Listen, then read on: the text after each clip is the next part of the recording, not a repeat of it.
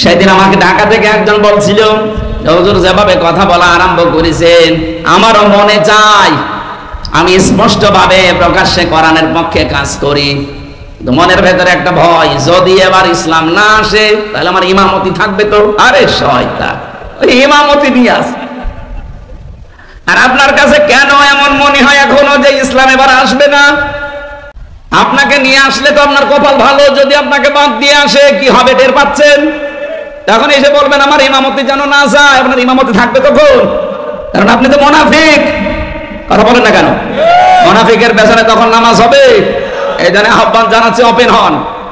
এখন আলেমদের, ইমামদের, খতিবদের উচিত এই যে মুহূর্ত চলছে, এখনো যদি আপনি সেই বলেন আমি আসি সেই 15 বছর আগে, আপনি আবার কবে? সেদিন ইমাম সম্মেলন ছিল আমার কুষ্টিয়ার পুরা জেলার আলেমরা এসেছিল, কয়েক হাজার। কয়েকজনকে আমি প্রশ্ন করেছি যারা এখনো ইসলামের পক্ষে ডাইরেক্ট আসতে পারছেন না, ইসলাম অবশ্যই এবার আসবে, কিন্তু আপনার কি হবে তখন? দেখলাম একবারে 1500 বলছে আসি এবার। আমরাও চাই সারা বাংলাদেশের কোন আলেম যেন অন্তত এবার ইসলাম কায়েমের এই পথে পেছনে না থাকে। আলেমরা এবার সামনে থাকবে ইনশাআল্লাহ। কথা বলেন, আপনার দায়িত্ব আছে একটা, আপনি পালন করেন না। ও সিরাজগঞ্জবাসী, আল্লাহ বলছেন আমার কোরআনে কোনো বাঁকা কথা নেই, গোপন কথা নেই। এই জন্যই তো আমরা দেখি এই পৃথিবীতে যারা কোরআনের কাছে আসে আর কোরআন যারা বুঝতে চেষ্টা করে তাদেরকে মাথায় বাড়ি দিয়েও আপনি আর গোপন রাখতে পারেন না। ওরা কোরআনের কাছে আসলেই যেন ওপেন হতে চায়। এই কথা বলবেন না? হযরত ওমর কোরআনের কাছে এসেছিলেন, বুঝেছিলেন, আর গোপন থাকেননি, ওপেন হয়ে গেছেন। আপনি যার দিকে তাকাবেন তাকান, যারা কোরআন পড়েছে বুঝেছে ওরা আর কেউ গোপনে ছিল না, সব ওপেন হয়ে গেছে। দুঃখজনক হলেও সত্য, বাংলাদেশে আমরা অনেক আলেম পর্যন্ত এখনো আছি বলে হুজুর আমি গোপনে আছি। আপনি আর কতদিন গোপনে থাকবেন বলেন? এত ওপেন হওয়ার পরও আপনার এখনো সময় হয়নি। আপনি এখনো যদি বলেন আমি গোপনে আছি, কেন বলেন আমি জানি। সেদিন আমাকে ঢাকা থেকে একজন বলছিল, হুজুর যেভাবে কথা বলা আরম্ভ করেছেন আমারও মনে চায় আমি স্পষ্টভাবে প্রকাশ্যে কোরআনের পক্ষে কাজ করি, কিন্তু মনের ভেতরে একটা ভয়, যদি এবার ইসলাম না আসে তাহলে আমার ইমামতি থাকবে তো। আরে শয়তান, ওই ইমামতি নিয়ে আস। আর আপনার কাছে কেন এমন মনে হয় এখনো যে ইসলাম এবার আসবে না? বলেন, কোন ছেলে যদি মাইক হাতে নিয়ে এলাকার মানুষকে বলে যে আমার বাবার জমি আমি পাই কি না পাই আমার সন্দেহ লাগে, তাহলে এটা কি বৈধ সন্তান না অবৈধ? আরো জোরে বলেন। লোকজন বলবে না যে তোর বাবার সম্পত্তি তুই পাবি না, মানে এলাকার লোক পাবে। 92% মুসলমান এই দেশে, যে ঝড় উঠেছে।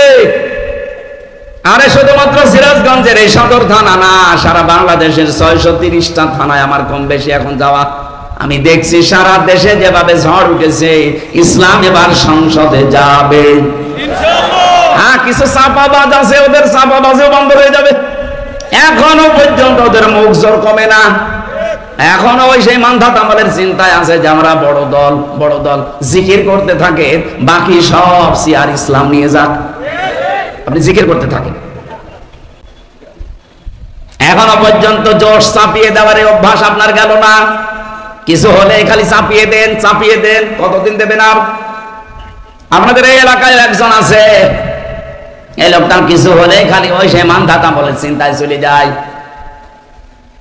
এখনো যদি কেউ আমাদেরকে রাজাকার বলতে চান, আমার মনে হয় ওই লোকটার মুখ এই ফজু পাগলার মতো আগুন ধরিয়ে দেওয়া দরকার।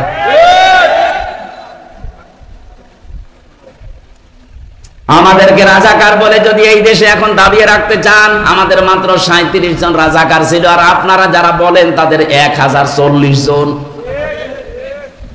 ঝাঁঝর যদি সইকে বলে তোর পেছনে ফোঁটা, কি করবেন বলেন তো? সইয়ের পেছনে ফোঁটা কয়টা? আর ঝাঁঝরের আপনার 1040 জন। লজ্জা করেন আপনার? এখন থেকে আর কোনো কথার জবাব দেওয়া হবে না, জবাব নেওয়া হবে। ইমান ধাতা মতো চিন্তা যেই করবে তার কোন কথার জবাব আমরা দেব না, জবাব আমরা চাই। আপনার 1040 জন, আপনার লজ্জা লাগে না?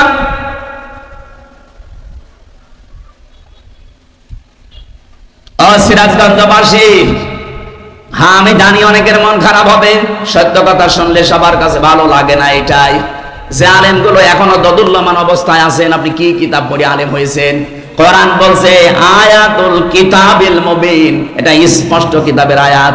যারা এর কাছে আসে পড়ে তারা স্পষ্ট হতে চায়, ওপেন হতে চায়। আর আপনি এখনো বলেন যদি পাস না করি আমার ইমামতি থাকবে। তো এজন্য গোপনে আসি, থাকেন আপনি গোপনে। ইসলাম এবার আসবে হয় আপনাকে নিয়ে না আপনাকে বাদ দিয়ে। হ্যাঁ কথা বলেন, ইসলাম এবার আসবে হয় আপনাকে নিয়ে আসবে না আপনাকে বাদ দিয়ে আসবে। আপনাকে নিয়ে আসতে ভালো